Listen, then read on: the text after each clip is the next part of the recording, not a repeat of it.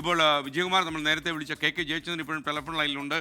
CPM-ന്റെ സംസ്ഥാന സെക്രട്ടേറിയറ്റ് അംഗമാണ് ജയചന്ദ്രൻ. ജയചന്ദ്രൻ, യഥാർത്ഥത്തിൽ ഈ വിധി ഒരുപക്ഷെ LDF-നൊക്കെ തന്നെ വളരെ സന്തോഷം ഉണ്ടാക്കുന്ന വിധി തന്നെയാണ്. താങ്കൾക്ക് മറ്റെന്താണ് ഇദ്ദേഹം പറയാത്ത കാര്യം, അതായത് രാജ പറയാത്ത കാര്യം എന്താണ് താങ്കൾക്ക് പ്രേക്ഷകരോട് പറയാനുള്ളത്? അല്ല, ഇത് സാധാരണഗതിയിൽ അനാവശ്യമായി പ്രശ്നങ്ങളുണ്ടാക്കി, വ്യാജരേഖകളുണ്ടാക്കി, പൊക്കി അടിസ്ഥാനരഹിതമായ ആരോപണങ്ങളിലൂടെ ഇതുപോലെ വിവാദങ്ങൾ സൃഷ്ടിക്കാൻ വേണ്ടി ശ്രമിക്കുന്നവർക്ക് ഒരു താക്കീത് കൂടിയാണ് സുപ്രീം കോടതിയുടെ ഈ വിധി എന്ന് പറയുന്നത്.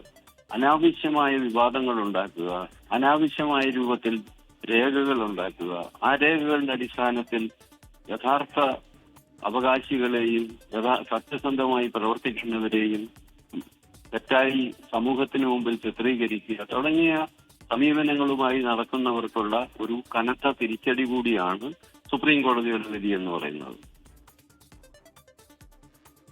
ഈ വിധി അതുകൊണ്ട് തന്നെ CPM-ന് മാത്രമല്ല, ഇടതുപക്ഷ ജനാധിപത്യ മുന്നണിക്കും ജനാധിപത്യ വിശ്വാസികൾക്കുമെല്ലാം തികച്ചും ആശ്വാസകരവും ഭാവിക്ക് ഏറ്റവും ഗുണകരവുമായ ഒരു വിധിയാണിത്.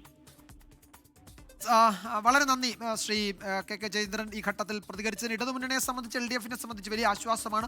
ഒരു ഉപതെരഞ്ഞെടുപ്പിലേക്കൊക്കെ പോവുകയാണെങ്കിൽ അവിടെ മറ്റു ചില രാഷ്ട്രീയ പ്രശ്നങ്ങൾ കൂടി CPM-നുണ്ടായിരുന്നു. S രാജേന്ദ്രൻ പാർട്ടിയുമായി അകന്നു നിൽക്കുന്നു, പാർട്ടിയിൽ ഇല്ല എന്ന് വേണമെങ്കിൽ പറയാം. അത്തരമൊരു സാഹചര്യമൊക്കെ ഉണ്ട് ഇപ്പോൾ.